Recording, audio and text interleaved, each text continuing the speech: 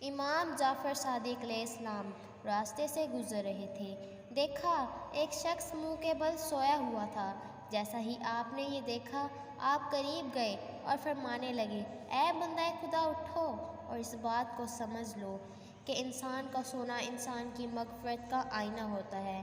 جو انسان جس طرح سے سوتا ہے اس کے اوصاف اس طرح بڑھنے لگتے ہیں۔ اس نے عرض کیا، اے نواسہ رسول کیسے؟ امام جعفر صادق علیہ السلام نے فرمایا، انبیاء اپنی پشت کے بل سوتے تھے اس لیے کہ وہ وحی پر مناجات کرتے تھے، اور پشت کے بل سونا انسان کے وجود کو الہام کی طرف دھکیلتا ہے۔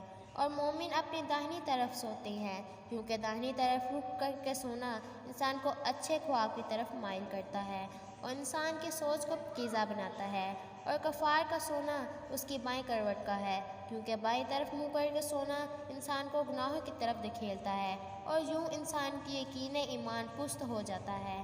اور منہ کے بل سونا شیاطین کا سونا ہے۔ یاد رکھنا، جو انسان منہ کے بل سوتا ہے وہ چڑچڑا رہتا ہے اور دن کے وقت غصہ اور جذبات اس پر حاوی ہوتے ہیں اور یوں وہ اختلافات کا شکار بن کے اپنے عزیزوں سے لڑتا رہتا ہے۔